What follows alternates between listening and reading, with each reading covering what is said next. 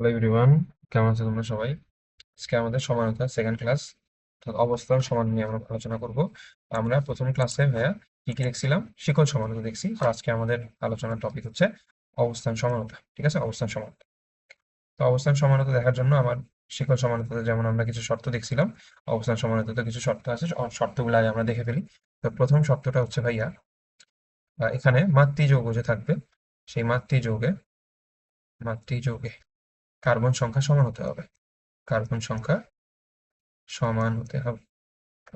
Carbon সংখ্যা সমান হতে হবে। আচ্ছা। আর দ্বিতীয় আরেকটা শর্ত আছে, অবস্থান সমানু, নাম থেকে বুঝতে পারতেছো যে অবস্থানটা চেঞ্জ হবে।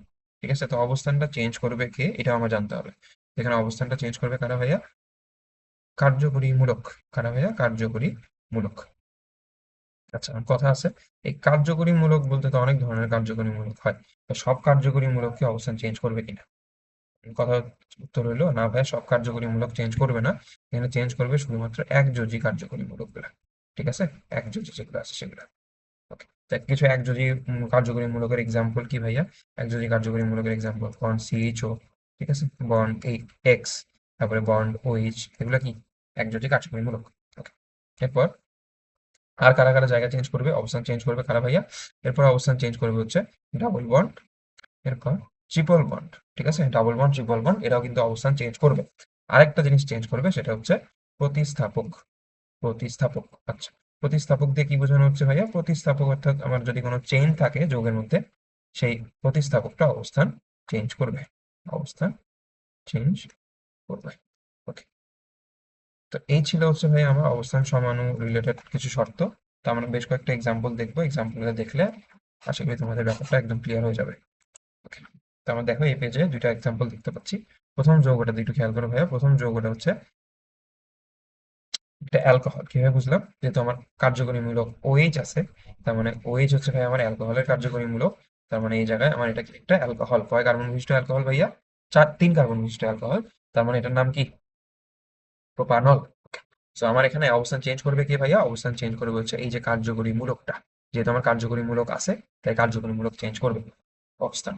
তো এখানে কয়টা কার্বন আছে ভাইয়া? দেখো খেয়াল করো, কার্বন কিন্তু ভাইয়া তিনটা আছে। কয়টা? তিনটা। ওকে, তো আমার আগের দিনের মতোই আমি যখন শিকল সমানুতা করছিলাম, আমি কিছু একটাকে চেঞ্জ করতাম, জায়গা চেঞ্জ করতাম, অর্থাৎ এই কার্বন থেকে উঠাই দিয়ে আমি এই কার্বনে বসাবো। ঠিক আছে, তো আমার আগের দিনের মতোই হবে। তো আমি প্রথম CH3টাকে লিখলাম, এরপরে আমি বসাবো কোথায় ভাইয়া? এই যে এখানে। তো এখানে আমার ছিল হচ্ছে ভাইয়া দুইটা হাইড্রোজেন। তো আমি আগের দিনের নিয়মটার মতোই যেখানে আমি বসাচ্ছি সেখানে একটা হাইড্রোজেন কমে যাবে। তো কমে গেল। এরপর যেখান থেকে আমি বের করতেছি ওখানে একটা হাইড্রোজেন বেড়ে যাবে। এখানে CH3 হবে, যেহেতু এখানে CH2 ছিল। আর আমার এখানে একটা হাত বের হয়ে এখানে হাইড্রোক্সিল গ্রুপটা এসে বসবে। তাহলে খেয়াল করো, এই এই দুইটা যৌগ কিন্তু ভাই দেখতে দুই রকম। এক জায়গায় আমার হাইড্রোক্সিল গ্রুপটা ছিল 1 নম্বর কার্বনে, এবার দ্বিতীয় যৌগটার মধ্যে কিন্তু ভাই আর 1 নম্বর কার্বনে হাইড্রোক্সিল গ্রুপটা নাই। কোথায় আসছে ভাইয়া? 2 নম্বর কার্বনে কিন্তু চলে আসছে। ঠিক আছে, কয় নাম্বার কার্বনে আসছে? 2 নম্বর কার্বনে কিন্তু চলে আসছে।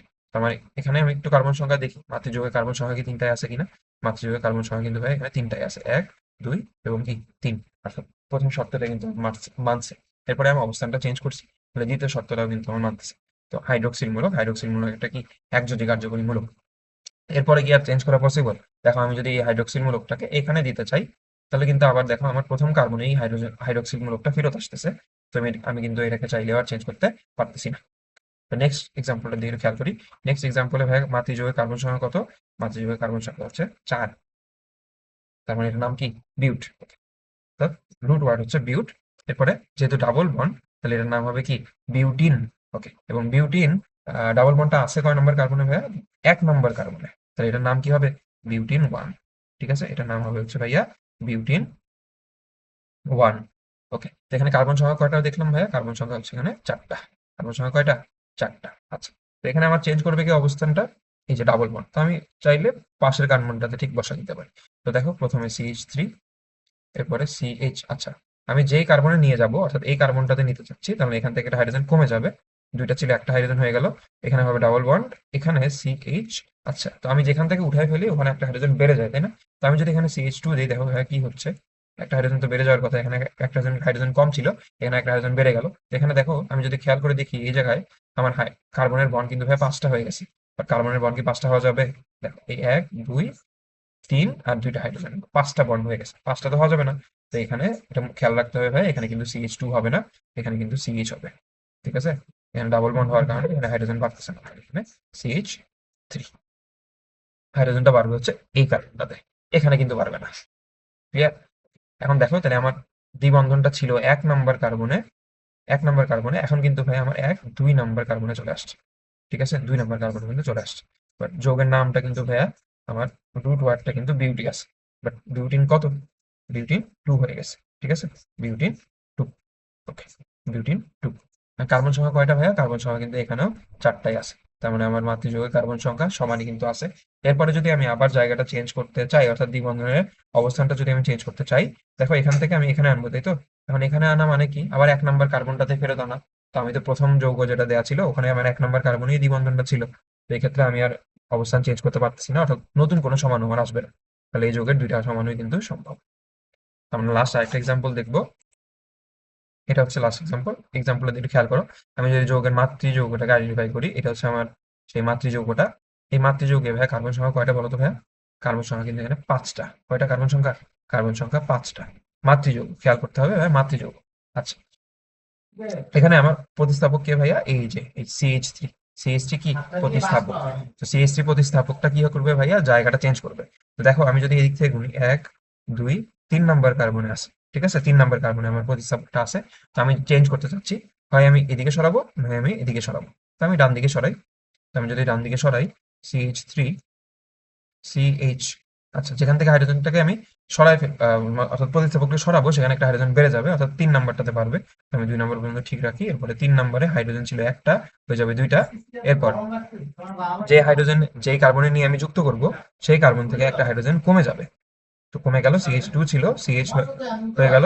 এরপরে CH3, আর এই যে CH3টাকে আমি পাশের কার্বনে যুক্ত করব, তো CH3টা কিন্তু এখানে চলে আসছে। ঠিক আছে, ওকে। তো এই হলো ভাই আমার নতুন যে সমাণুটা, নতুন যৌগ। একটু খেয়াল করো এই জায়গাতে আমার কি হচ্ছে।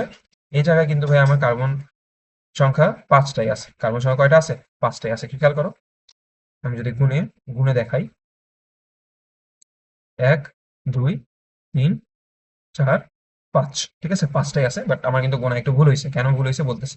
কার্বন সংখ্যা 5টাই আছে, আমি কার্বন সংখ্যা 5টা, কারণ মাতৃযৌগের কার্বন সংখ্যা কি সমান। এখন ভুলটা কোথায় হয়েছিল ভাইয়া? ভুলটা হয়েছে হচ্ছে আমি যেদিক থেকে গুনলে প্রতিস্থাপক বা শিকল গুলো আগে পাবো, সেদিক থেকে গোনা শুরু করতে হবে। অর্থাৎ এদিক থেকে গুনলে দেখো 1 নম্বর 2 নাম্বার কার্বনে পাচ্ছি, আর এদিক থেকে গোনার পরে কয় নম্বরে পাইছিলাম? 4 নম্বর। তো এটা খেয়াল রাখতে হবে অবশ্যই, এটা কিন্তু নামকরণের ক্ষেত্রে একটা ইফেক্ট ফেলে।